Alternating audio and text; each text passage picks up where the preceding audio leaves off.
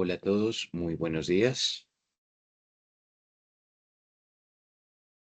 ¿Me escuchan? Buenos días, Buenos profe. días, sí. Buenos días. Buenos días. Bueno, Buenos días. buenos días. Eh, Vamos a dar una esperita, unos 3 minuticos para que se terminen de conectar los estudiantes y arranco a las 11:10. ¿De acuerdo? Entonces esperemos unos 3 minuticos para que se terminen de conectar todos y arrancamos a las 11:10.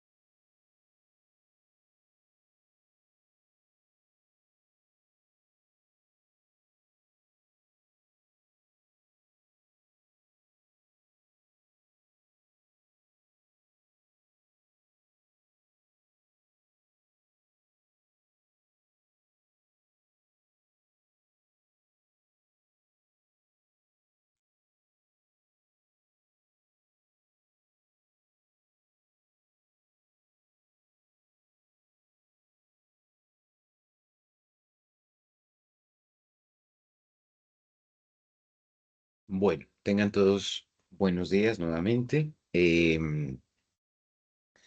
Vamos a comenzar entonces nuestra sesión del día de hoy. Yo la estoy grabando. Eh, Permítanme, confirmo que esté grabando. Sí, ya estamos grabando. Em, y en este momento ustedes tienen que estar viendo mi pantalla. Porfa, confírmenme si me escuchan bien y si están viendo mi pantalla.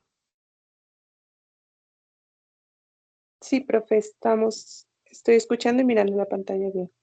Bueno, una cosa, yo no les he compartido diapositivas, ¿cierto? No, profe.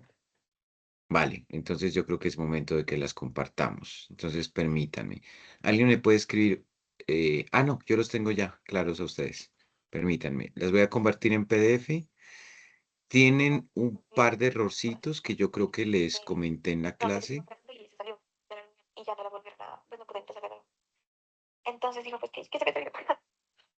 Y eso, pero pues solamente era para que se pusiera. Pues ya colgó. Jason Rodríguez, tienes el micrófono prendido. Bueno, entonces,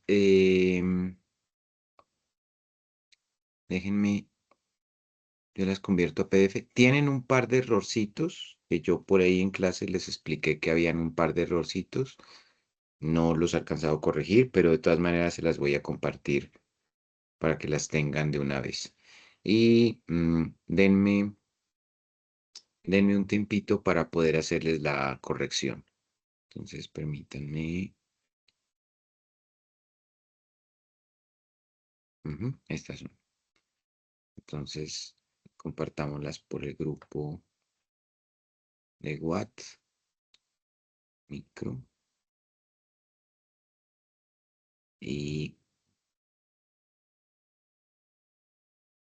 allí las estaría compartiendo. Les voy a colocar aquí versión, voy a colocar aquí versión preliminar, ¿de acuerdo? Yo las voy a revisar el fin de semana con más calma y ya se las paso corregidas. Listo. Entonces, ahora sí ya las tiene. Bueno, retomo entonces lo que veníamos trabajando en nuestra clase pasada. Hoy comenzamos unidad nueva.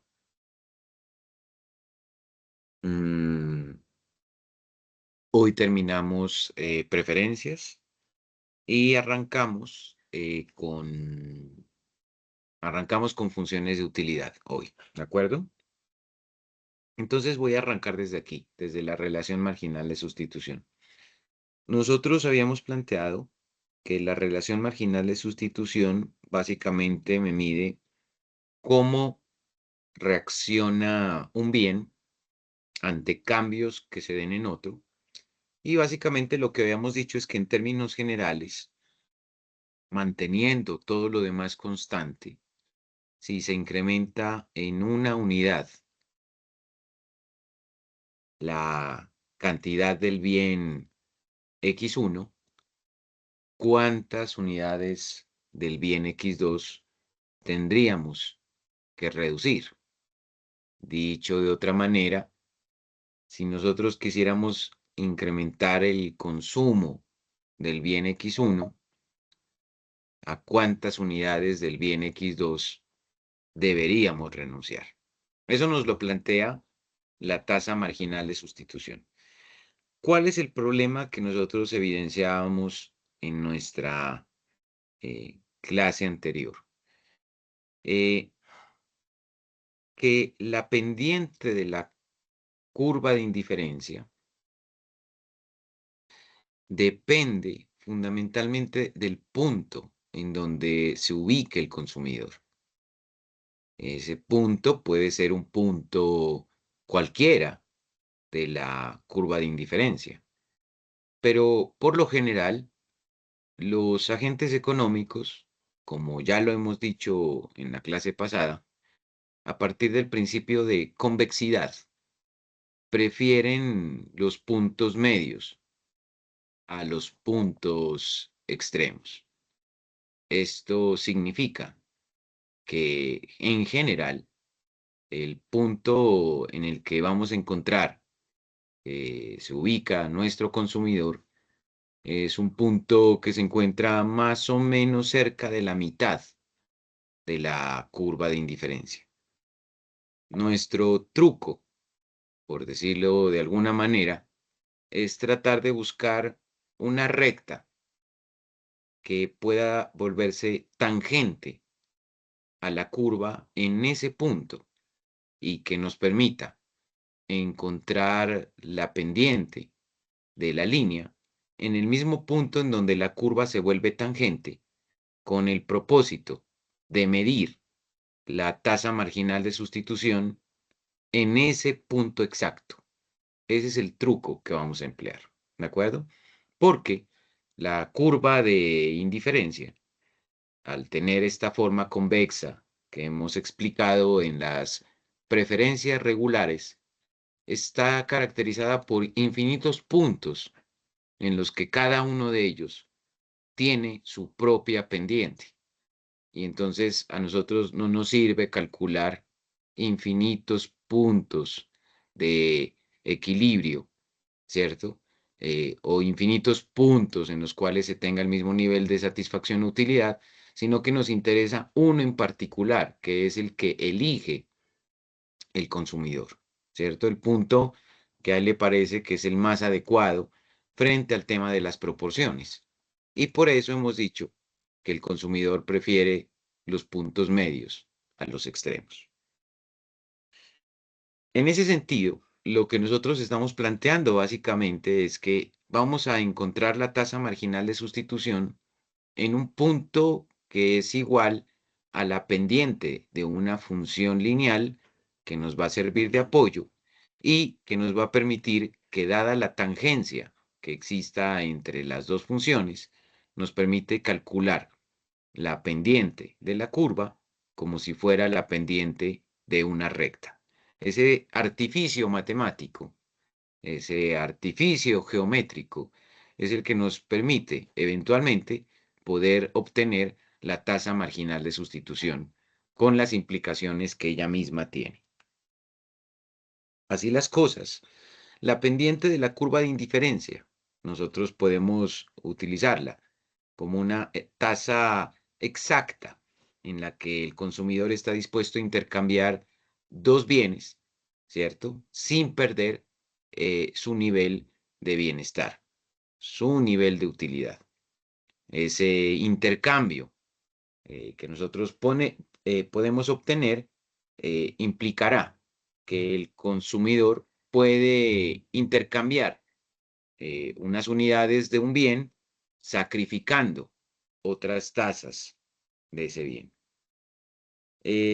Si esa relación que estamos pensando es una relación en donde podemos nosotros, a partir de la tangencia, encontrar ese punto, entonces es posible que el consumidor quiera, por ejemplo, moverse de un punto a otro para poder encontrar un punto en donde se encuentre cómodo.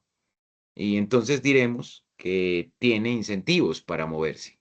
Pero si encontramos que el punto que ha elegido el consumidor a lo largo de la curva de indiferencia es un punto en el que se encuentra satisfecho, no tendrá motivaciones para generar cambios.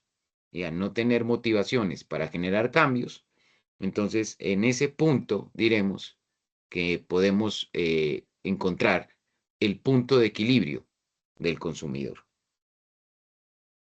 Las interpretaciones que puede tener la relación marginal de sustitución son varias, pero además de las que hemos dicho en términos de el cambio de un bien por otro o de las tasas de sacrificio, también podríamos llegar a establecer algún tipo de relaciones monetarias, como por ejemplo la disposición a pagar, que básicamente tiene que ver con la cantidad del bien 1, ¿cierto? Que podríamos asumir que refleja a todos los demás bienes, si asumimos que es un bien compuesto, que el consumidor podría estar dispuesto a sacrificar para aumentar en una unidad el consumo del bien 2.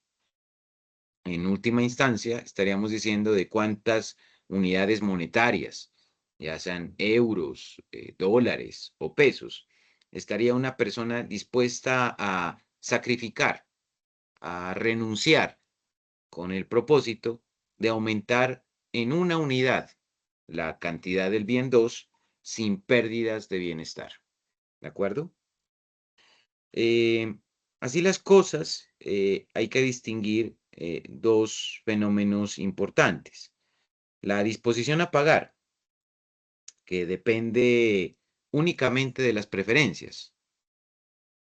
El pago efectivo, que depende estrictamente de los precios. Y dos, la relación que existe entre el cambio marginal y una variación grande. La relación marginal de sustitución se supone que mide únicamente la disposición que se pueda tener ante cambios pequeños. Nosotros no tratamos de generar cambios muy grandes, sino que hacemos ensayos y tratamos de ver cómo, si incrementamos en una unidad un bien, entonces tenemos que sacrificar los recursos de que disponemos para acceder a otro bien. Entonces, eso lo hacemos a través de cambios pequeños. No hacemos cambios abruptos porque estamos suponiendo que en el punto en que se coloca el consumidor ya es un punto en donde él más o menos encuentra cierto nivel de bienestar y no queremos que él se cambie de manera abrupta porque eso podría traer consecuencias en el sentido en el que él combina los bienes y en el que se siente más cómodo. A pesar de que hemos dicho en varias oportunidades que a lo largo de la curva de indiferencia, los individuos encuentran el mismo nivel de satisfacción, recuerden que también hemos dicho por principio de convexidad que existe un punto medio en el que se siente más cómodo que en los puntos extremos. Entonces, encontrar ese punto medio implica que él probablemente tenga que hacer pequeñas variaciones en un bien, sacrificando otro, con el propósito de encontrar ese punto en donde él se encuentra totalmente de acuerdo con el balanceo de los bienes que le permiten el acceso a esa utilidad a lo largo de la curva. Para terminar entonces este capítulo, nosotros podríamos concluir ciertas cosas importantes. Las formas de las curvas de indiferencia van a depender de las relaciones marginales de sustitución. Por ejemplo, si estamos hablando de los sustitutos perfectos, generalmente esa tasa marginal de sustitución es una constante y por lo tanto las curvas en realidad no son curvas, sino que son funciones lineales que por lo tanto ofrecen una pendiente constante y que por lo tanto establecen una relación marginal de sustitución fija. En los bienes neutrales, las tasas marginales de sustitución tienden a ser infinitas, porque básicamente tenemos que las personas ante variaciones en los bienes neutrales no se inmutan, no desarrollan ningún tipo de sensibilidad, ningún tipo de elasticidad, dado que los individuos simplemente consumirán aquellos bienes que les gustan y no se detendrán en examinar lo que sucede con los bienes que no les gustan. En los complementarios perfectos, la tasa marginal de sustitución tiende a ser cero o infinita, dado que en los complementarios perfectos las funciones establecen su equilibrio en el vértice del comportamiento que tienen fundamentalmente estas curvas tipo L, en las que se establecen las proporciones en las cuales los individuos se sienten más cómodos haciendo el consumo. Y por lo tanto, en ese vértice, en ese punto en el que se genera el ángulo recto de estas curvas de indiferencias, la relación marginal de sustitución o tiende a ser cero o tiende a ser infinita, porque en general ese punto en el que se encuentran los individuos ya es el punto en el que ellos se encuentran cómodos. En los bienes con curvas convexas, la tasa marginal de sustitución es decreciente, dado que si aumenta X1, pues entonces la disposición a obtener recursos en X2 debe reducirse. Y por ese concepto, entonces las tasas marginales tienen que ser decrecientes. En términos simples, cuanto más tenemos de un bien, más fácil es renunciar a parte de él para obtener a otro. Y esto nos dice algunos elementos de la conducta del consumidor. Cuando un bien es abundante, tiende a menospreciarlo y tiende a apreciar más aquel bien que empieza a ser escaso. Este es nuestro capítulo de las preferencias y es un capítulo relevante, puesto que nos plantea la forma en que las personas deciden, la forma en que las personas toman decisiones y escogen aquello que consideran que son los bienes, que les gustan, que prefieren, y la combinación que se genera entre ellas a partir de una curva de indiferencia. No sé si hayan dudas sobre el capítulo, sobre lo que leyeron, sobre lo que hemos explicado.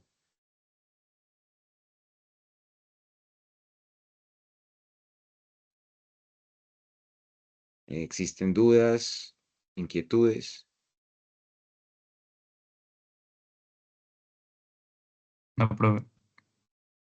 Ok, bueno, yo pensé que De pronto habían personas pidiendo acceso, pero probablemente ustedes ya les dieron acceso, me imagino.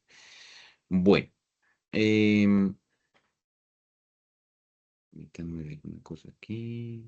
Ok, listo. Entonces, permítanme un segundo. Voy a compartir la segunda presentación.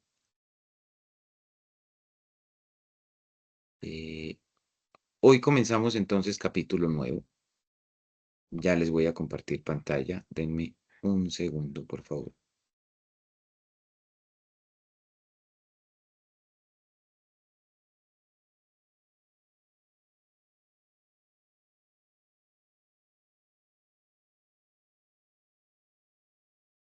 Y aquí tiene que estar nuestra nueva presentación. ¿Me confirman, por favor, si están viendo la nueva presentación?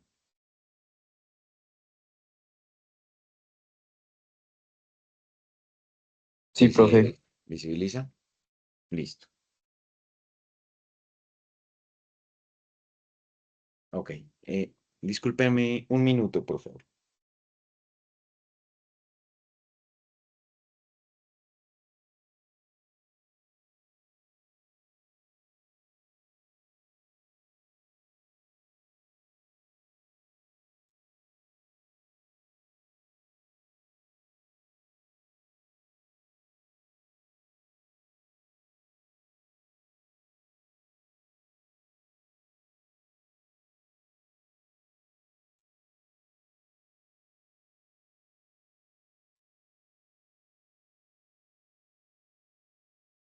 Bueno, comencemos entonces con el capítulo sobre la utilidad.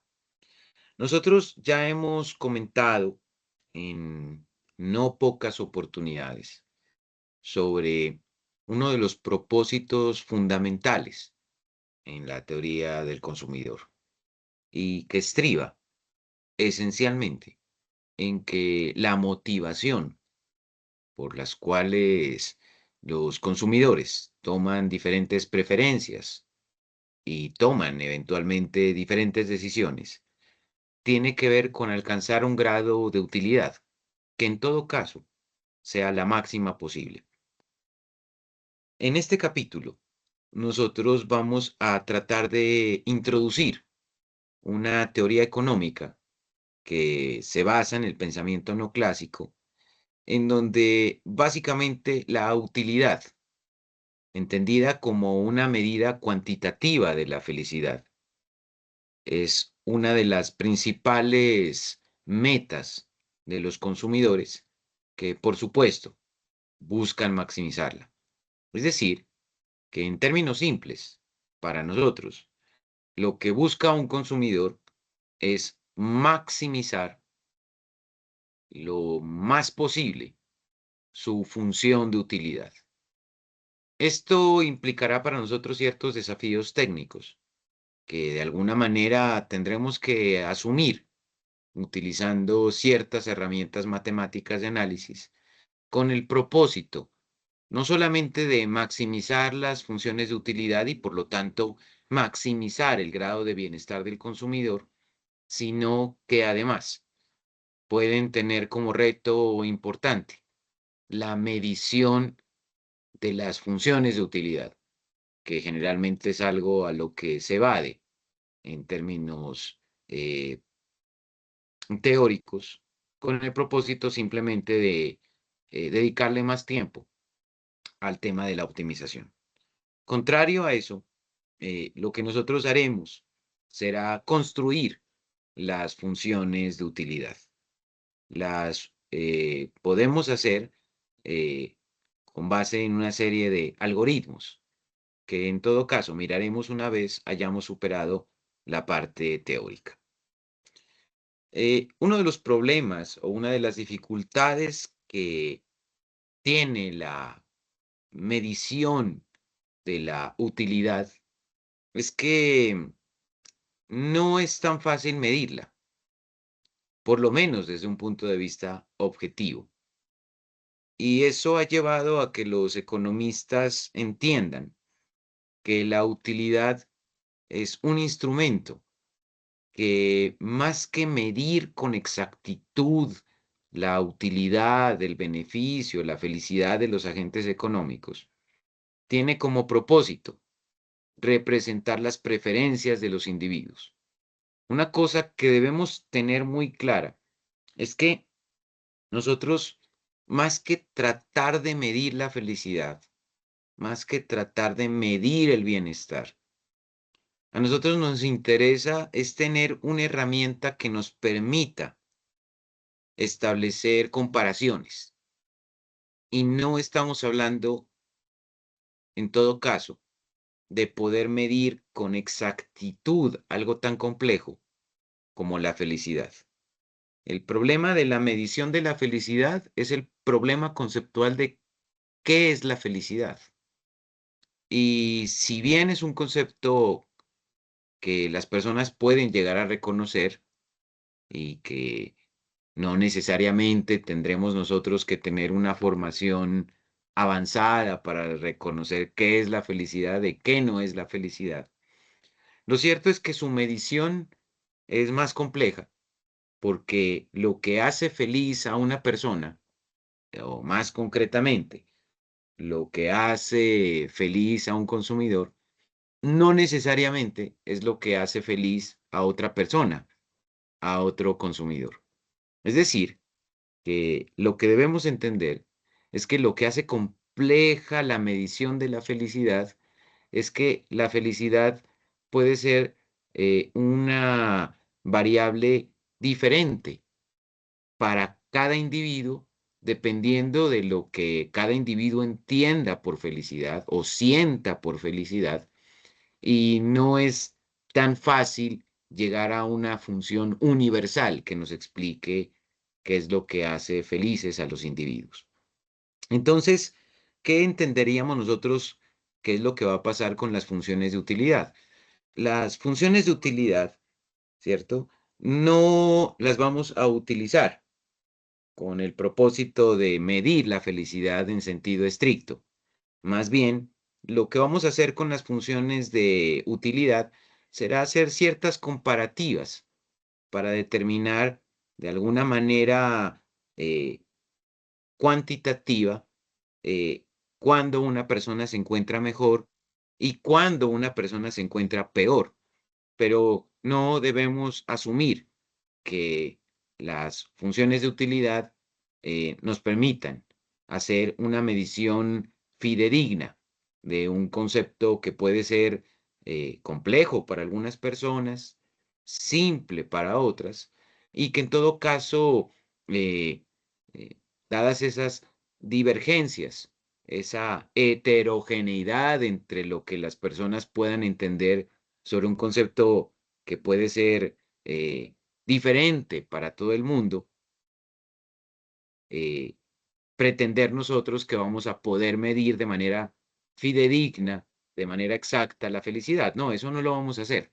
Pero mediante las funciones de utilidad sí podríamos acercarnos, aproximarnos a una métrica que nos establezca una posibilidad de comparación de cuando un individuo se siente por lo menos con un mayor bienestar, o cuando un individuo, por ejemplo, puede llegar a tener una sensación de malestar.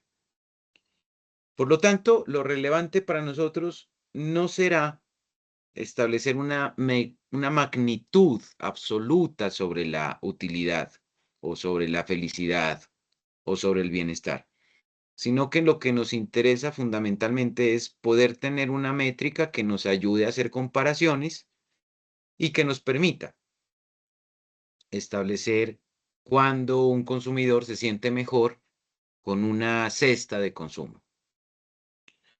De esto mismo que estamos discutiendo, uno de los conceptos más relevantes es el concepto de utilidad ordinal. La utilidad ordinal es aquella utilidad que nos permite analizar las decisiones de consumo a través fundamentalmente de comparaciones, sin la necesidad de pretender, como lo hemos dicho, tener una medida fidedigna, una medida exacta, una medida precisa de lo que se entiende por la felicidad, ya que cualquier transformación monótona puede preservar el mismo orden de preferencias, como lo vamos a ver más adelante. Entonces vamos a pasar un poco de la utilidad a las preferencias, un poco de historia para el contexto. En la época victoriana, esto más o menos data del siglo XIX, los filósofos, los economistas, hablaban de la utilidad como si fuera una medida numérica de la felicidad, como si la felicidad, digamos, se pudiese llegar a medir a través de un indicador. Es oportuno comentar que se ha avanzado de manera significativa en los últimos años en la medición de los sentimientos. Hay una serie de investigaciones que han tratado de construir indicadores de felicidad, indicadores de bienestar. Pero en general, lo que podemos decir es que todavía sigue siendo un reto la construcción de un indicador que nos dé cuenta de la felicidad. Por lo tanto, nosotros no asumiremos vanamente que vamos a calcular de manera precisa o de manera fidedigna la felicidad, sino que más bien utilizaremos las funciones de utilidad como aproximaciones que fundamentalmente nos van a permitir generar comparaciones sobre el grado de satisfacción que pudiese llegar a tener un consumidor. Como ejemplo, Varian plantea que los filósofos, los economistas de la época victoriana, decían que la gente compraba cosas buscando maximizar su utilidad y que eso implicaba que buscaban maximizar su felicidad. El problema es que ellos nunca explicaron de una manera precisa cómo se podía medir esa utilidad. Eh, la medición de la utilidad, ¿cierto? Es algo complejo, como por ejemplo preguntarnos cómo se mide la cantidad de felicidad que nos da un bien. Eh, Uno podría preguntarse que si queremos medir la felicidad, ¿cuáles son las unidades de medida de la felicidad? ¿Cierto? Preguntarnos por las unidades de medida de la felicidad no es como preguntarnos, por ejemplo, cuántos mm, kilogramos de arroz podemos consumir en un año. O, por ejemplo, cuántos, qué sé yo, cuántas botellas de agua nos tomamos a lo largo de un año. Nosotros no podemos preguntarnos por la felicidad en términos cuantitativos, como si la felicidad pudiera medirse en centímetros, en kilogramos. Entonces, eso introduce una primera restricción para el entendimiento de la complejidad que pudiese llegar a tener la medición de la felicidad. El otro problema es lo que ya comentaba en la introducción. La felicidad pudiese ser un concepto que es diferente para cada uno de nosotros, ¿cierto? Y que por lo tanto podríamos llegar a nosotros a determinar que admite cierto grado de heterogeneidad que hace difícil la construcción de una métrica. ¿Qué hace feliz al profe Julio? ¿Qué hace feliz a una estudiante? ¿Qué hace feliz, por ejemplo, a, qué sé yo, un juez? ¿Qué hace feliz, por ejemplo, a una madre? ¿Qué hace feliz, por ejemplo, a un hijo? ¿Qué hace feliz a un esposo, a una esposa? Pues podríamos preguntarnos por la felicidad para cada individuo y posteriormente plantearnos si la felicidad es igual para todos, si las personas tienen la misma conceptualización de la felicidad. Probablemente nos encontremos que algunos individuos piensen que la felicidad se obtiene simplemente a partir de vivencias y experiencias con personas cercanas, con personas afines. Compartir el tiempo con la familia, por ejemplo. Puede ser que a una persona le dé mucha felicidad. Puede ser que a otra persona lo que le dé felicidad sea tener un trabajo desafiante, un trabajo en el que pueda aprender. O, por ejemplo, podríamos encontrar también una persona para la cual la felicidad simplemente reside en poder comprar ciertos bienes que necesita. Entonces, la felicidad podría no ser tan fácil de medir porque es un concepto diferente para todos. ¿Qué significa, por ejemplo, decir que una chocolatina da el doble de utilidad que una zanahoria? ¿Qué significa, por ejemplo, que una persona diga, no, es que a mí me hace más feliz comerme una chocolatina que, por ejemplo, comerme una zanahoria, ¿cierto? Eh, ¿Eso qué nos sugiere a nosotros sobre la comparabilidad que puede haber, por ejemplo, en el consumo de dos bienes? Los economistas modernos, ya con un poco más de herramientas, de instrumentos y de conocimiento, han planteado que la utilidad no puede medirse de manera exacta. Es decir, que cualquier indicador de felicidad, cualquier indicador de bienestar, es susceptible de crítica. No es sencillo, entonces, que nosotros podamos decir, ya hay un indicador de felicidad y es definitivo. Ustedes pueden investigar sobre diferentes indicadores de felicidad y van a encontrar que probablemente hay diferencias metodológicas, que hay preocupaciones diferentes y que esos indicadores pueden ser distintos.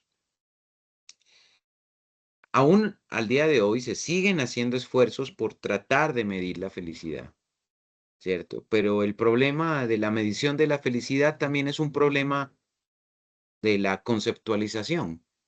¿Qué es la felicidad? ¿Y qué hace feliz a una persona? ¿Y qué hace feliz a, a otra?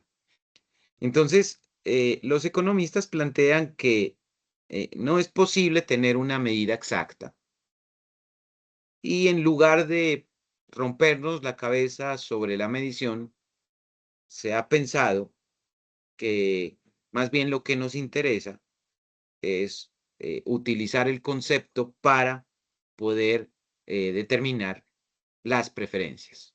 ¿De acuerdo? O sea, ¿qué sí podríamos hacer? Hacer un análisis de la función de utilidad dadas las preferencias del individuo. Eso sí lo podríamos hacer. O sea, que dadas ciertas propensiones que tienen las personas, que dados ciertos gustos, que dadas ciertas decisiones, elecciones, preferencias de las personas, sea posible que nosotros pudiésemos llegar a estructurar unas funciones de utilidad que nos permitan representar las preferencias. Por lo tanto, nosotros podríamos establecer que lo que nos importa no es cuánta utilidad da una canasta de bienes y servicios, sino qué utilidad se prefiere. O sea, la pregunta no es tanto cuánta felicidad podría llegar a experimentar un consumidor, un individuo, una persona, sino qué tipo de bienes prefiere en función de tratar de maximizar su satisfacción. Entonces, no nos concentramos tanto en la medida de la felicidad como en las preferencias que a un determinado consumidor pueden acercarlo a la felicidad.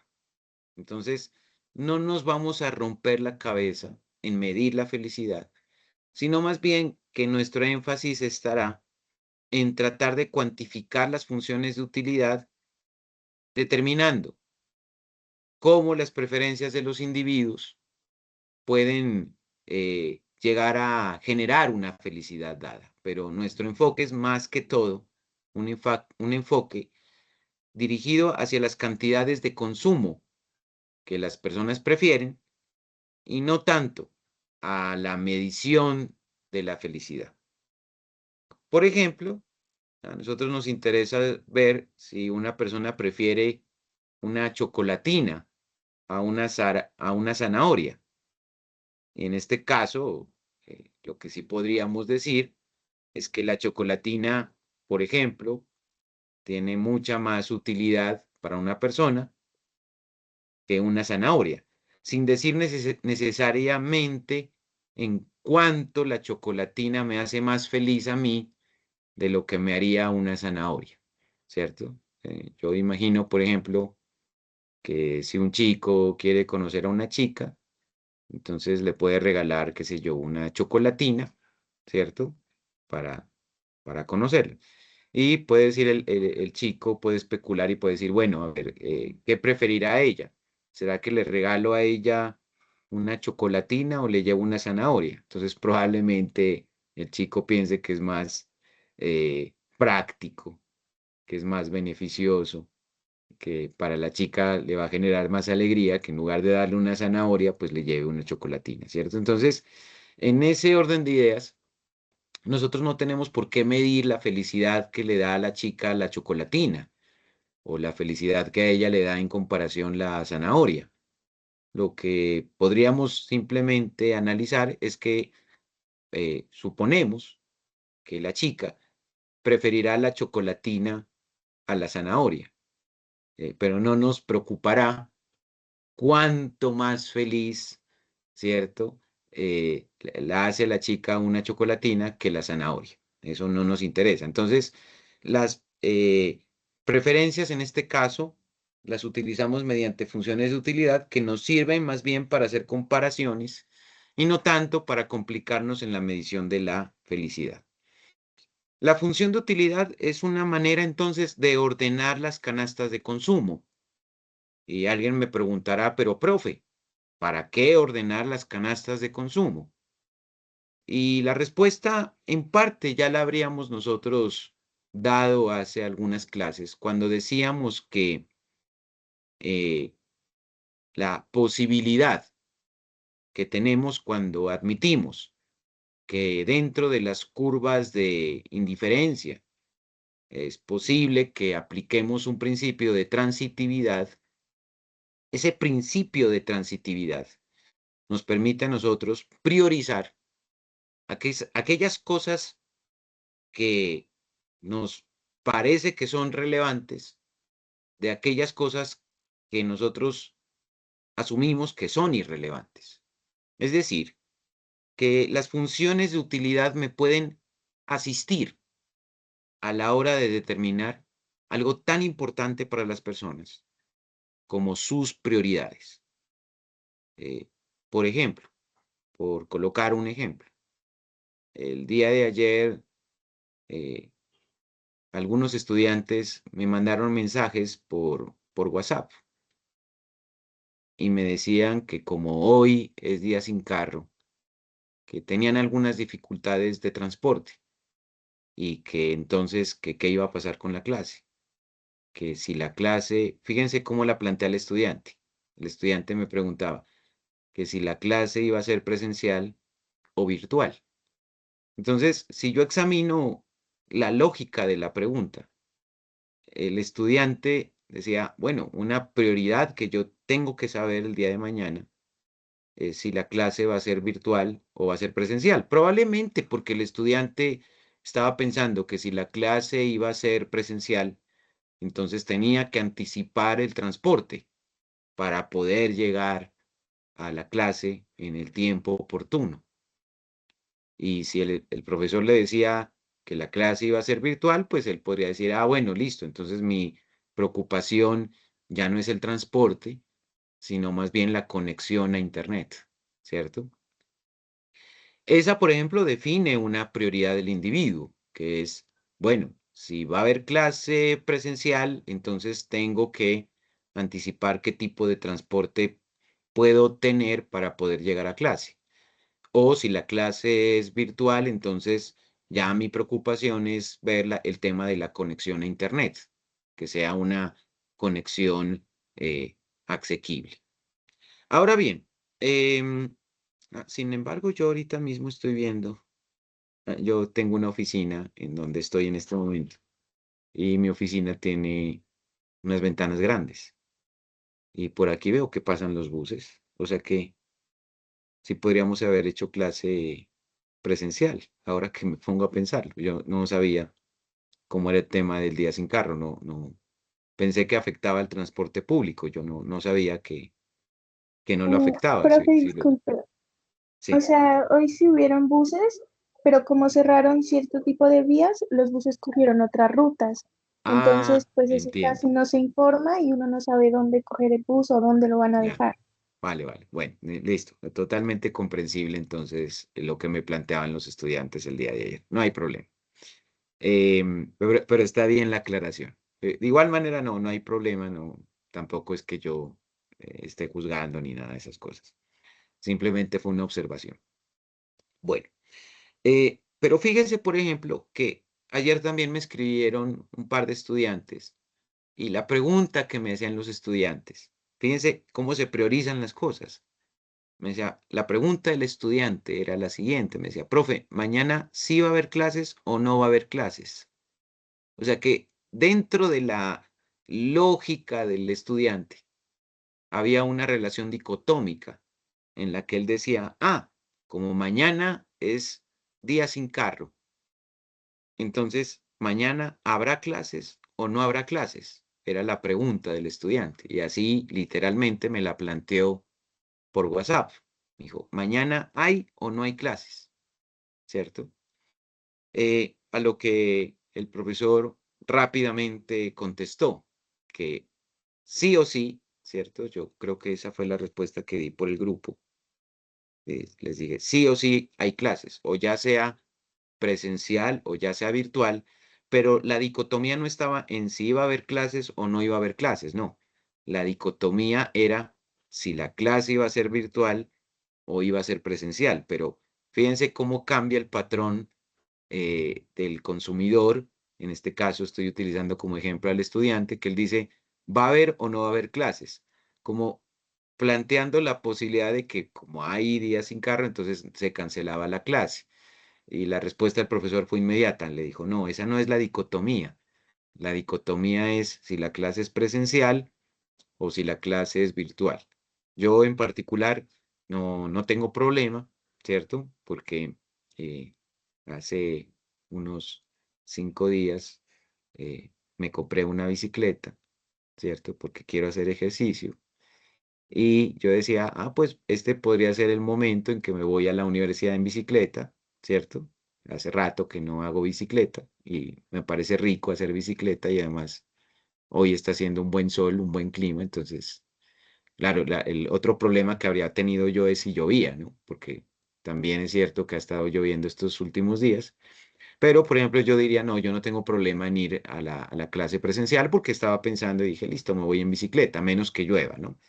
Pero bueno, volviendo un poco entonces sobre el tema, fíjense que las funciones de utilidad nos permiten a nosotros generar prioridades. Entonces, por ejemplo, un individuo puede decir, eh, si se elige la canasta A antes que la B, o sea, hay dos canastas, A y B, y el individuo dice, no, yo escojo A antes que B, entonces A es, es escogida, es preferida a B, porque suponemos que A le da más felicidad o más utilidad que B.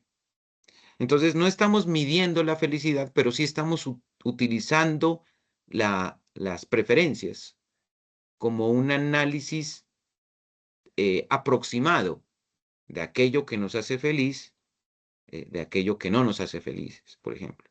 Yo no sé si con ustedes hice ese comentario en algún momento, pero por ejemplo, yo soy muy de yo soy de otra época diferente a ustedes, ¿cierto? Yo soy de la época de los 90. Y en los 90, por ejemplo, a mí me gustaba mucho escuchar música rock, ¿cierto? Y de hecho me gustaba mucho escuchar música rock en inglés, pues en parte porque en esa época estaba yo aprendiendo a tocar guitarra y por otro lado porque estaba muy motivado con aprender inglés. Yo quería saber qué decían las canciones, ¿cierto? Y ayudarme a tocar guitarra, imponerme tocar guitarra y después piano. Me posibilitó a mí ir aprendiendo un poco también, aprender inglés. Entonces, yo, por ejemplo, si algún estudiante me dice, oiga, profe, ¿a usted qué preferiría? Qué sé yo la verdad no sé mucho de música actual, pero creo que, creo que hay reggaetón hoy todavía, me parece. Infiero yo que hay reggaetón. Ahí se pueden dar ustedes una idea de lo desconectado que estoy de la música moderna. Pero la verdad es que si a mí me dicen, profe, ¿qué le interesa escuchar más? ¿El rock clásico de los 90 o el reggaetón duro y puro de las fiestas actuales, eh, sin conocer la música actual? Yo diría, no, yo me quedo con el rock de los 90, ¿cierto? Porque pues lo conozco y lo prefiero y eso me daría más felicidad. Entonces yo le encuentro más utilidad a escuchar, por ejemplo, el rock de los 90 que el reggaetón, por ejemplo, qué sé yo, de los 2020 en adelante, que no conozco, ¿no? Me imagino pues que ustedes conozcan más porque pues son jóvenes pues tienen otra cultura musical. Sin decir que una cosa sea superior a otra, sino que simplemente son preferencias, ¿no? Entonces, por ejemplo, qué sé yo, si yo se la planteo, por ejemplo, eh, a mi sobrina y le digo a mi sobrina, oiga, ¿qué prefiere escuchar? ¿Música rock? O por ejemplo, creo que en Netflix salió hace unos días una película sobre las guerreras K-pop, creo que se llama. Y yo no sé si alguno lo vio por Netflix, pero a mí me tocó verlo por mi sobrina. Y mi sobrina nos tenía a todos en la casa escuchando una música, eh, pues que era una música como infantil, creo yo, pero bueno, tenía sonidos modernos.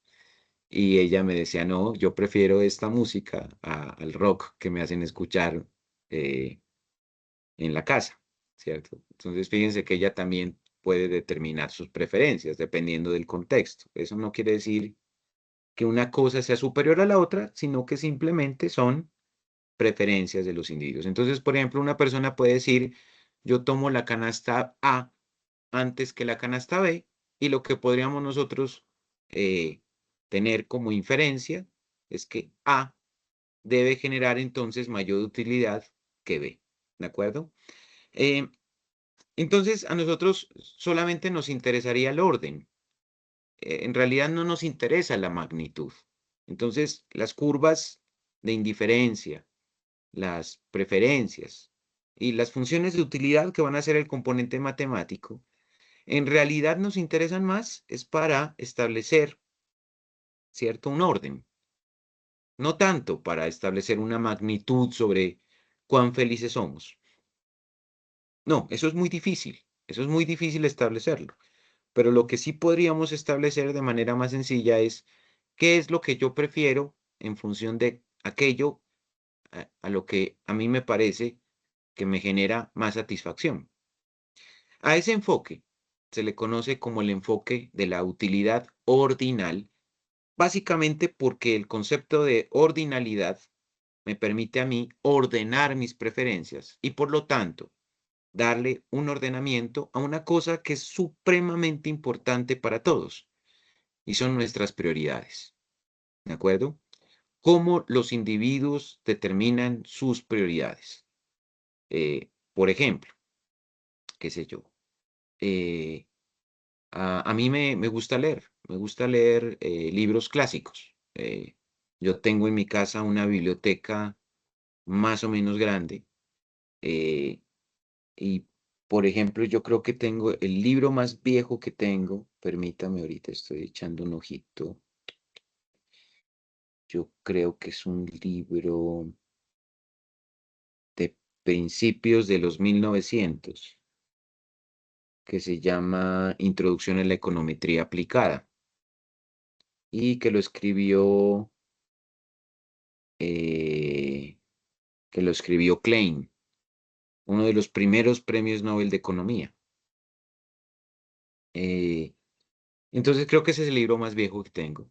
Ah, el libro más nuevo que tengo es uno que se llama, y lo estoy leyendo ahorita, se llama El libro de otro lugar de Keanu Reeves, el mismo actor de John Wick. Él escribió un libro que se llama El libro de otro lugar y yo lo empecé a leer hace unos 2 o 3 días. Entonces, por ejemplo, a mí me gusta, yo prefiero leer libros, por ejemplo, en mi tiempo libre. Para mí esa puede ser una prioridad. Si llego a tener tiempo libre, entonces me dedico a leer, ¿cierto? Otra persona puede ser que no le guste leer tanto y entonces dice, una prioridad mía, por ejemplo, es en mi tiempo libre, qué sé yo, ir al cine, que es válido.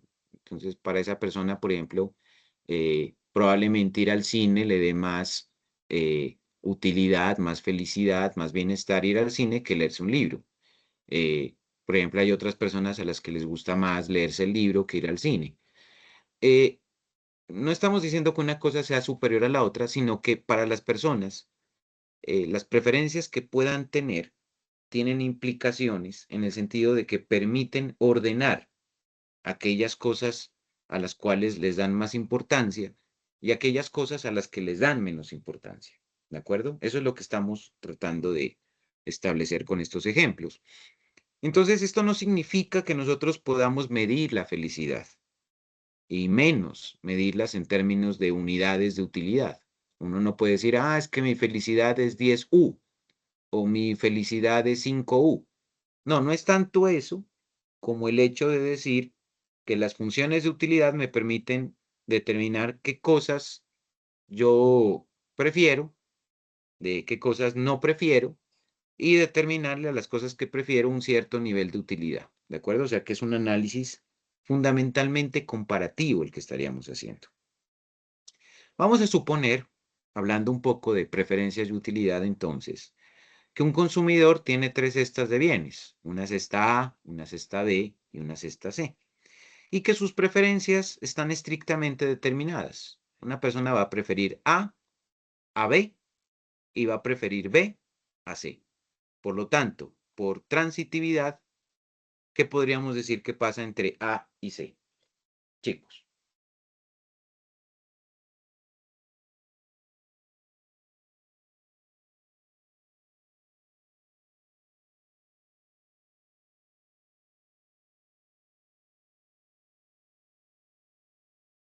¿Qué pasaría entre A y C por transitividad? A se prefiere a C. Correcto. A se prefiere a C. Para representarlas, nosotros podemos utilizar diferentes funciones de utilidad que pueden asignar algunos números diferentes, pero que en general mantienen el mismo orden. Entonces, por ejemplo, observemos lo siguiente. Nosotros tenemos una cesta A y en la cesta A hay una asignación 3, por ejemplo. Fíjese que 3 para A en la asignación 1 es superior a la asignación que tenemos en la cesta B, que es de 2. Y 2, a su vez, en B, es superior a la asignación que tenemos en C, que es de 1. Entonces, ya sea que yo tenga la asignación 1, A me da 3, B me da 2 y C me da 1. Por principio de, por ejemplo, monotonicidad, más es mejor que menos. Entonces, en la asignación 1, A me da 3, B me da 2 y C me da 1. Entonces se prefiere A B y a C. Pero si no pudiera yo tener A, entonces me quedo con B y C. Y entre B y C me quedo con B porque B me da 2 y 2 es mejor que 1, que es lo que tengo en C. Eso en la asignación 1. En la asignación 2, A es 17, B es 10 y C es 0.02. Entonces, A nuevamente es mayor que B y B nuevamente es mayor que C. Por lo tanto, se preferiría estrictamente A B y se preferiría estrictamente B a C. Y en la asignación 3 pasa más o menos lo mismo. En A tengo un valor de 1, en B tengo un valor de -2 y en C tengo un valor de -3. Aprovecho la oportunidad de que aquí tengo valores negativos para comentar lo siguiente. Una función de utilidad esperamos nosotros que nos dé un valor positivo. Es decir, que nosotros esperamos que cuando consumimos un bien, nuestra satisfacción, nuestro bienestar, nuestra felicidad sea positiva. Pero permítanme hacerles una pregunta para que la reflexionen entre ustedes. ¿Alguna vez ustedes desearon mucho tener algo y una vez lo tuvieron, se desilusionaron porque eso que tuvieron no les dio la felicidad que ustedes pensaban que les iba a dar? O todavía peor aún, que en lugar de darles felicidad, les dio infelicidad o insatisfacción o tristeza. ¿Eso pasó? Si eso pasó, entonces la utilidad no fue positiva, sino que fue negativa. Por colocar un ejemplo, una persona puede ser que haya experimentado mucha hambre y que por mucho tiempo hubiese querido ir a un restaurante que le gustaba y donde pensaba que la comida iba a ser muy buena. Y entró al restaurante, pidió la comida que él pensaba que iba a ser muy buena, y cuando le sirvieron el plato y empezó a probar la comida no le gustó. Y entonces la persona se decepcionó. Y dijo, además de que no cumplió mis expectativas, ¿cierto? Me tocó pagar por eso que pedí, pero no me gustó. En ese caso, las personas pueden experimentar utilidades negativas. Es decir, no porque siempre hemos hablado de la utilidad, significa que esa utilidad siempre sea positiva. La utilidad podría llegar a ser igual a 0. Y eso significaría que en realidad no hubo ningún efecto ni positivo ni negativo. Pero también la utilidad podría llegar a ser negativa, cuando en realidad una persona, en lugar de sentirse satisfecha, se siente insatisfecha. En ese caso, cuando tengamos utilidades negativas, nosotros no hablamos de utilidad, sino hablamos de desutilidad. O no hablamos de satisfacción, sino hablamos de insatisfacción. ¿Se comprende, por favor?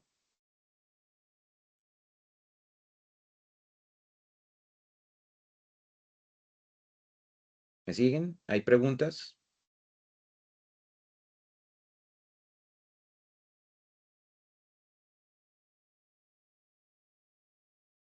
¿Están por allí?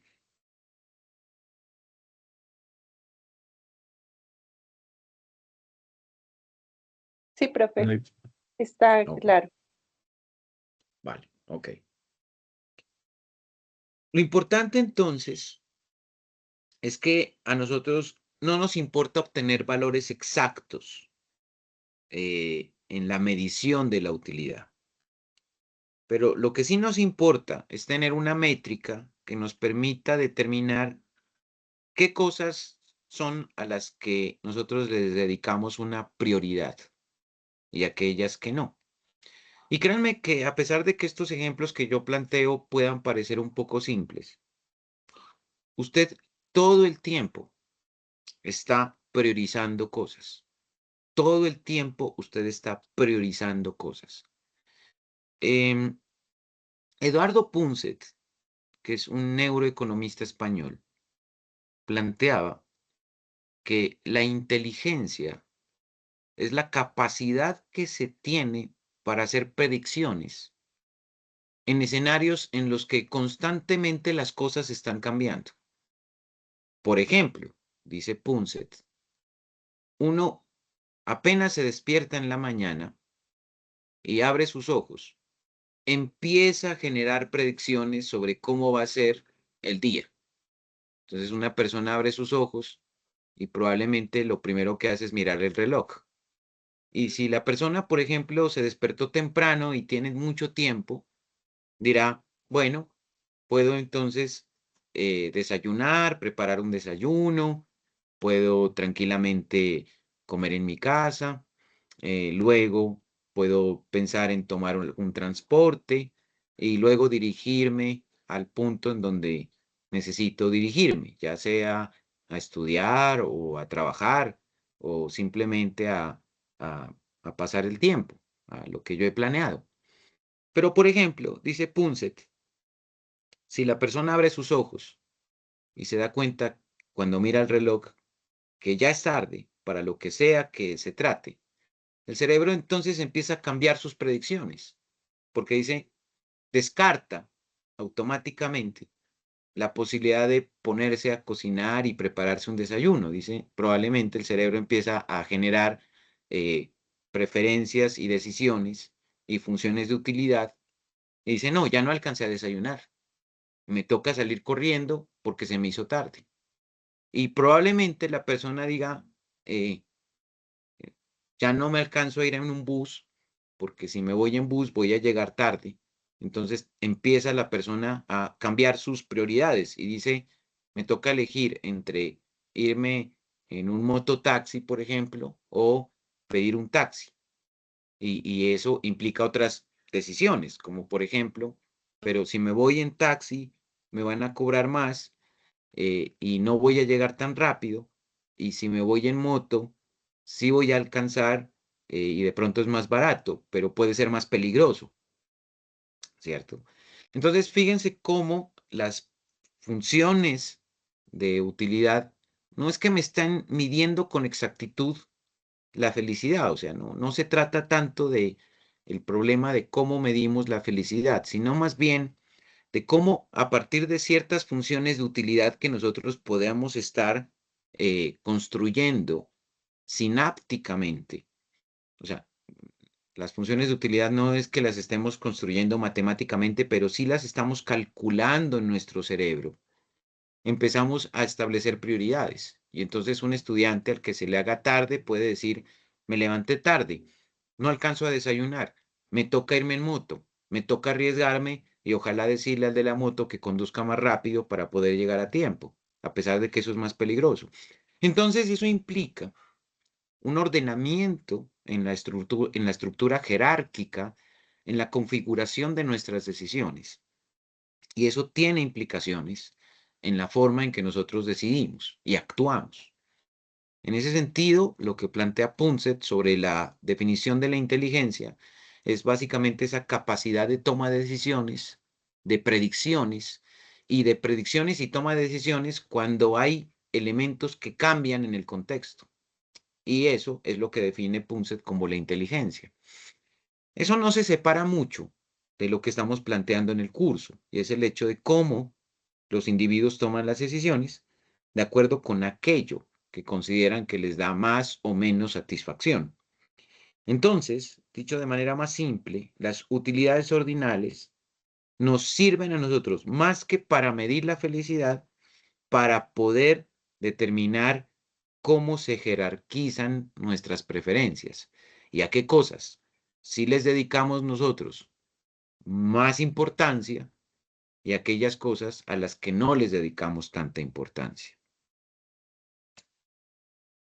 La asignación de utilidades implica también un análisis sobre algunas transformaciones monotónicas o monótonas.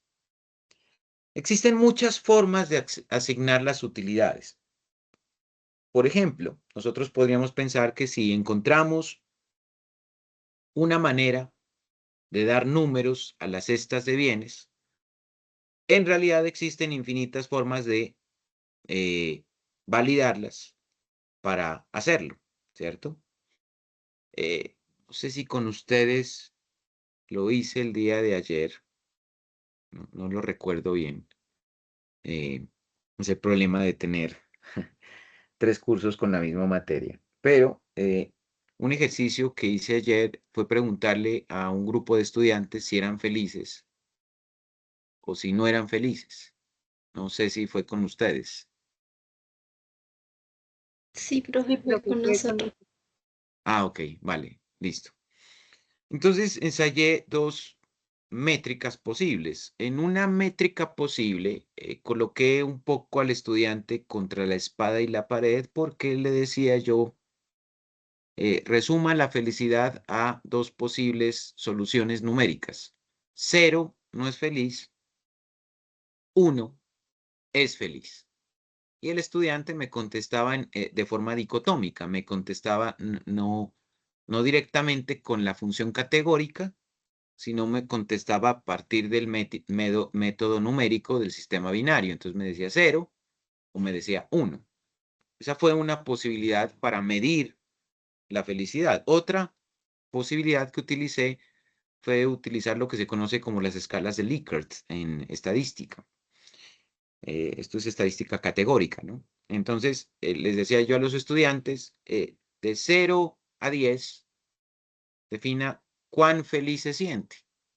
Entonces, una persona decía, pues si decía 0 era porque no estaba para nada feliz, y si decía 10 es porque estaba plenamente feliz. Y me parece, por ejemplo, que algunas personas me contestaron algo así como 6, 7 y 8. Entonces, eso permite de pronto establecer otra medida de felicidad, ¿cierto?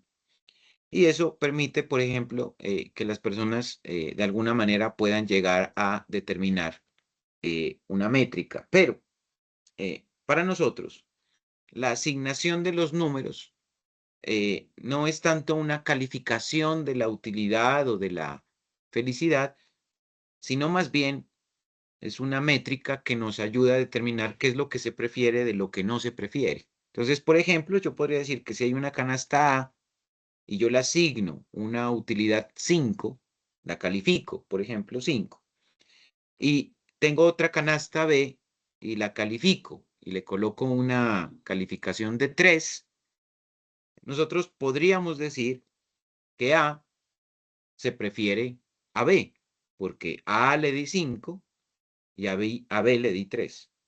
Ahora, ¿qué es una transformación monotónica? Una transformación monotónica es tomar esos valores de utilidad que yo asigné y multiplicarlos por una constante, lo que en realidad no va a tener cambios. Por ejemplo, yo tomo como constante de transformación el valor de 2. Entonces lo que hago yo es decir 5 por 2, entonces me da que A es igual a 10 en términos de su función de utilidad y B me da 3 por 2 igual a 6. ¿Qué sigue pasando? Que para A yo tengo una métrica de 10 y para B ahora tengo una métrica de 6 y por lo tanto sigo manteniendo el orden de la preferencia, que es yo prefiero A estrictamente a B, sin alteraciones en el resultado original antes de la transformación monotónica. Es decir, que la transformación monotónica es simplemente una transformación matemática que no altera, y eso es lo importante, que no altera el resultado en términos de preferencias. ¿De acuerdo? Entonces, las asignaciones de utilidades nosotros las podemos asignar como valores con los cuales calificamos la utilidad, y en esto las personas sí pueden llegar a tener importantes diferencias. Por ejemplo, por colocar un ejemplo, una persona puede decir, a mí me gustan más las clases del profesor A que las clases del profesor B, y alguien puede decir, sí, a mí me gustan, pero si les doy una calificación, por ejemplo, para mí el profesor A se raja y el profesor B también se raja, pero el profesor A le voy a poner 3 y al profesor B le voy a poner 2. Entonces, pero entonces, ¿cuál profesor te parece que es mejor? Entonces dice, pues me parece que es mejor A porque le puse 3 y no me parece que sea tan bueno el profesor B porque a él le puse 2. Entonces, esa persona puede decir, yo prefiero A que a B. Y otra persona puede haber tenido otra escala de calificación, puede decir, no, para mí el profesor A es un profesor muy bueno, entonces yo le voy a colocar un 10, y el otro profesor es bueno, pero no tanto, entonces le voy a colocar un 8. Y en ese sentido, fíjense que las dos personas terminan prefiriendo al profesor A en lugar del profesor B, a pesar de que sus escalas de calificación son diferentes. Se llega a la misma conclusión. A se prefiere a B. Entonces, las transformaciones monotónicas se pueden dar porque las tasas de ponderación de las utilidades son diferentes para los individuos, pero lo que sí pudiera pasar es que a pesar de que las tasas de ponderación son diferentes, los resultados en términos de preferencia pueden ser los mismos. Eso sí puede llegar a pasar. Las transformaciones monotónicas, ¿cierto? Son básicamente cambios en los números de las funciones de utilidad que, como lo hemos dicho, no alteran el orden de las preferencias. Generalmente se presentan bajo la forma de una función, es decir, f de u es lo que nosotros conocemos como una función de utilidad. Y si, por ejemplo, en dos pares de funciones tenemos que u sub 1 es estrictamente preferida a u sub 2, o que en términos matemáticos u sub 1 resulta mayor que u sub 2, entonces lo que podemos decir es que la función de utilidad u sub 1 es mejor o se prefiere a la función de utilidad u sub 2. Por favor, coméntenme si aquí me siguen.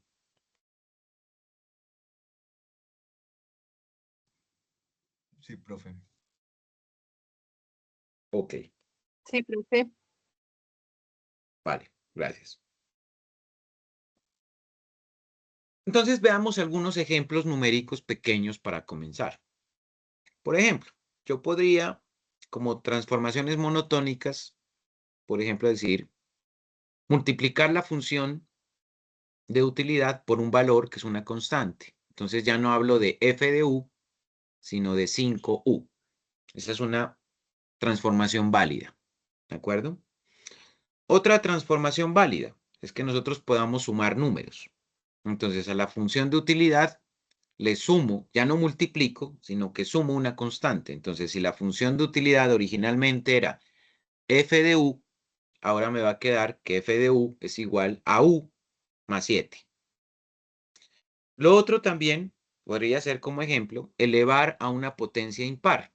Entonces, antes hablaba de f de u y ahora hablo de u al cubo. ¿De acuerdo? Entonces, esas son transformaciones monotónicas que lo importante que tenemos que tener en cuenta es que, si bien son transformaciones de naturaleza matemática, no deben alterar, esas transformaciones no deben alterar las preferencias de los individuos. Porque en donde yo manipule las preferencias de los individuos, las preferencias originales en los individuos, las manipule de tal manera que el resultado original de las preferencias cambie por las funciones de utilidad manipuladas, entonces ahí esas transformaciones ya no son válidas. ¿De acuerdo? O sea, es posible que nosotros lleguemos a tener algunas modificaciones de naturaleza monotónica, pero a pesar de que se generen esas manipulaciones matemáticas, no deben alterar el comportamiento original de las preferencias de los individuos. Esto es importante porque una de las cosas que nosotros queremos hacer es transformar las preferencias en funciones. Y lo que nos interesa es entonces generar funciones de utilidad. Y una de las cosas que nos puede pasar es que nosotros utilicemos algunas transformaciones que no sean válidas y que afecten las preferencias originales de los individuos. Si eso llega a pasar, entonces esas transformaciones ya no serían válidas porque estarían manipulando los resultados que originalmente nos habían dado los consumidores. Otro elemento importante es cómo medir las tasas de variación en las transformaciones monotónicas. En particular, medir la tasa de cambio en una función es simplemente hacer una comparativa de las funciones de utilidad, ¿cierto? A través de las tasas de variación de esas funciones frente a un cambio que se genere en las utilidades. ¿De acuerdo? Entonces, ¿qué tenemos en el numerador? En el numerador yo tendría una función u sub 2, esa es la función matemática, a la que si se resuelve, se llega a un resultado que se llama u sub 2. Y también tenemos en la parte del numerador a una función f de u sub 1, que si nosotros la resolvemos, vamos a llegar a un resultado que se denomina u sub 1. Entonces, ¿qué es una tasa de variación de una transformación monotónica? Permítanme, yo aquí tengo un error de transcripción. Aquí va, un espacio. Listo, ahí ya quedó perfecto. Entonces, ¿qué es una tasa de variación a nivel de funciones? Es simplemente una resta de las funciones en el numerador que conserva la resta de los resultados en el orden en que se producen las funciones en el denominador. Entonces, atención, yo no podría decir, por ejemplo, f sub 1 de 2 menos f sub 1 de 1 y abajo invertir las utilidades, es decir, entonces abajo u sub 1 menos u sub 2, porque estaría cambiando el patrón que describí arriba.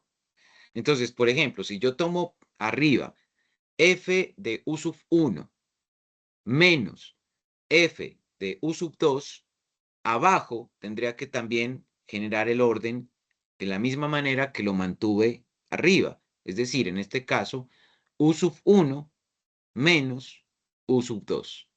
¿De acuerdo?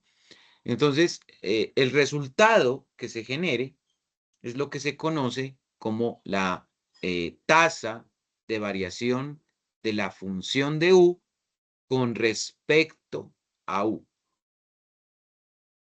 ¿Me siguen?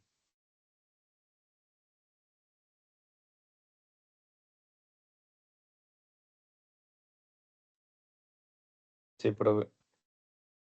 Listo. Hay algunas claves para una transformación monotónica.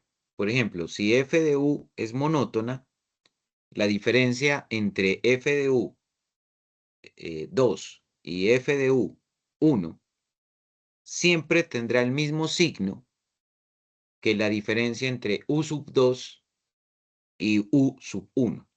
¿De acuerdo? Entonces, la diferencia que vaya a haber en términos de signos entre f de u sub 2 y f de u sub 1 tiene que ser la misma diferencia de signo entre u sub 2 y u sub 1.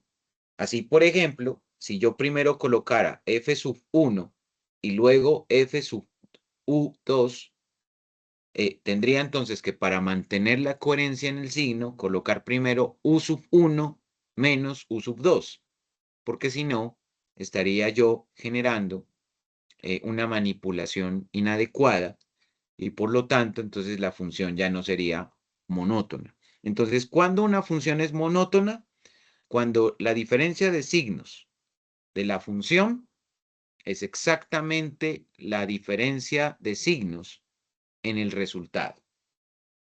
¿Esto qué significa? En términos gráficos, esto significa que f de u siempre tendrá una pendiente positiva, dado que si crece la función, u crece, pero si decrece la función de u, entonces u decrece.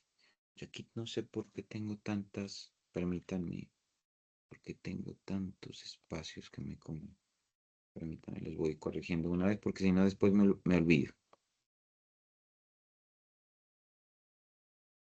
Listo. Entonces, ¿cierto? Nosotros podríamos hacernos una pregunta y es ¿por qué f de u también representa las mismas preferencias? Y entonces aquí sí copié y pegué directamente de Varian estas tres explicaciones. Primero, decir que u de x1, x2 representa las preferencias que son preferencias débiles, significa, ¿cierto? Que u es u de x1, x2 es estrictamente preferida a u de y sub 1, y sub 2, si y solo si, ¿cierto? X de 1, x sub 1 y x sub 2, la canasta de x, es estrictamente preferida a y sub 1, y sub 2. Entonces, me explico. Hay una canasta que es x, y la canasta x incluye dos bienes, x sub 1 y x sub 2. Y nosotros podríamos utilizar preferencias, ¿cierto? Nosotros podríamos utilizar preferencias débiles, lo que significaría que, por ejemplo, el valor de la función de utilidad x1 y x2 sería mayor que el valor de la función de utilidad y sub 1 y y sub 2. Pero eso siempre y cuando x sub 1, x sub 2, es decir, la canasta de x, sea estrictamente preferida a y sub 1, y sub 2. ¿Qué inquietud podría tener uno como estudiante en esta sección? Que Varian dice, ¿cierto?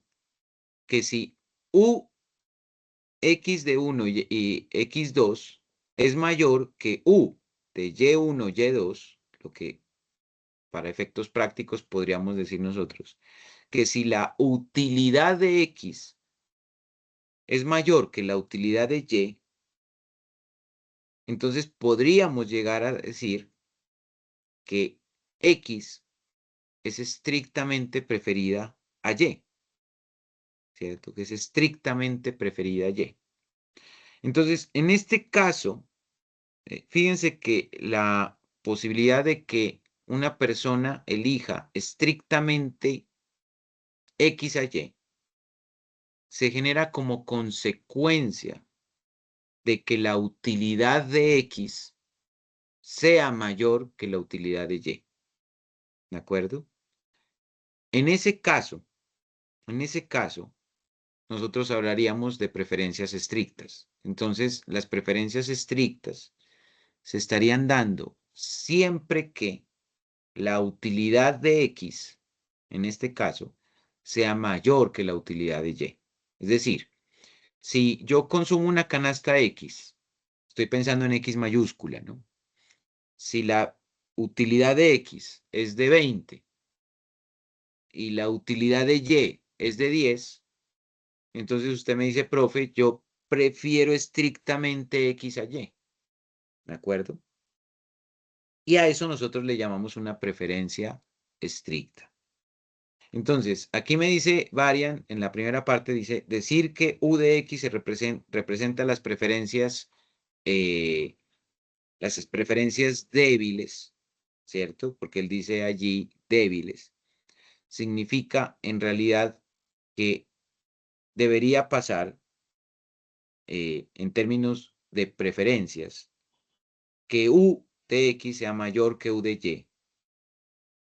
Y si eso llega a pasar, si U es mayor que, si U de X es mayor que U de Y, entonces eso implicaría que las preferencias con respecto a X y a Y son preferencias estrictas de X a Y.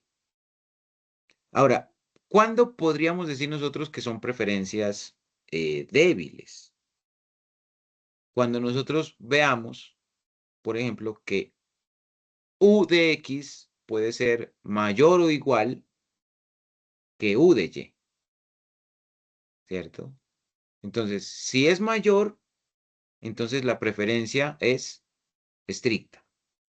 Pero si es igual, entonces la preferencia se vuelve débil. ¿De acuerdo? Eso es lo que no se aclara allí, pero ya lo estoy aclarando yo. 2. Si f de u es una transformación monótona, u de x, teniendo también que u de x es mayor que u de y, esta transformación monótona implicaría que sí y solo sí es posible si f de u de x, 1, x2, es mayor, ¿cierto?, que la función de utilidad de y sub 1, y sub 2. Entonces, nosotros podemos aplicar transformaciones monótonas. Nosotros podríamos llegar a generar transformaciones monótonas sobre FU si es claro que la función de utilidad de U de X es mayor que la función de utilidad de Y. Si tenemos muy claro que el resultado de U de X es mayor que el resultado de U de Y, y sabemos que la función de utilidad de X es mayor que la función de utilidad de Y. Si tenemos esa información, no solamente de que el resultado de X es mayor que el resultado de Y, sino que también sabemos que la función de utilidad de X es mayor que la función de utilidad de Y, entonces podríamos aplicar una transformación monotónica en f de u. Es decir, podríamos generar manipulaciones siempre que tengamos información de que el resultado de la utilidad y de que la función de utilidad en ambos casos son mayores, de X hacia Y. 3. Por lo tanto, dice Varian, si la función de U de X es mayor que la función de U de Y, ¿cierto? Entonces, sí, solo si X se prefiere estrictamente a Y, entonces la función de U representa las preferencias, dice él, débiles, de la misma forma que la función de utilidad original U de X. Es decir, que si yo sé que la función de utilidad de X es mayor que la función de utilidad de Y también sé que X se prefiere estrictamente a Y, yo podría plantear que la función de utilidad puede representar, ¿cierto? Las preferencias, sí, estrictas inicialmente, pero de todas maneras preferencias que podrían en algún caso llegar a ser débiles, pero de todas maneras son preferencias, de la misma forma que la función original u de x, que se divide en x1 y x2. Por favor, esta sección hay que leerla, hay que repasarla, ¿de acuerdo? Porque varian, y lo copié y lo pegué, es decir, lo copié con un pantallazo tal cual como aparece en el libro de Varian, ¿de acuerdo? Entonces, hay que revisar esta parte del libro para entender lo que está Varian contemplando con estas tres situaciones. Y para que nos quede un poco más claro, yo creo que en la próxima clase voy a traer un ejemplo numérico para que podamos revisar estas tres situaciones y que no nos quede como una parte tan teórica y abstracta como está planteada en Varia. ¿De acuerdo? Pero ya les dije, ¿cómo lo puedo ilustrar? Con matemáticas. Entonces, ya a partir de este punto, ya la materia va a tener una connotación mucho más cuantitativa. Y yo creo que les había comentado al principio del semestre que esta materia era una materia cuanti. Eh, entonces yo creo que ya a partir de este punto, ya el curso va a tener una mirada bastante cuanti sobre el tema del consumidor. Yo voy a dejar la clase hasta aquí. No sé si tengan preguntas, por favor. No, profe. Vale.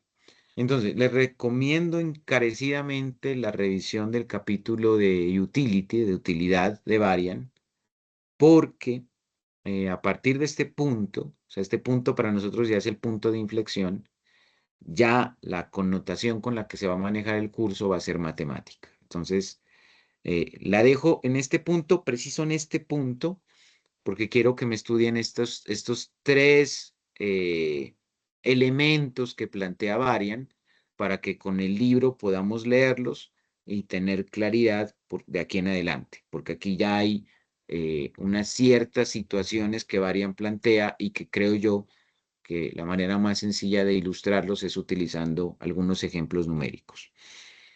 Si no hay más preguntas, entonces yo voy a dejar la grabación hasta este punto y Profe, una continuamos. pregunta. Sí, cuénteme, por ¿Y favor. Este tema lo encontramos en el cuarto capítulo del libro de Varian. Sí, esto está copiado y pegado del libro de Varian. Ya, gracias, profe. Sí, sí, ahí está. No es que el profe Julio lo sacó de otro Pero no lado, no. respecto a la Está en el libro de clase. Varian. ¿Perdón? Profe, tengo una pregunta, no muy respecto a la clase, es sobre la conferencia de robótica que usted nos había dicho que nos Ah, iba a dar la fecha de pronto. sí, permítanme, no me han dado todavía, ya va a salir la publicidad, es que apenas me den la publicidad, déjenme ver un segundo.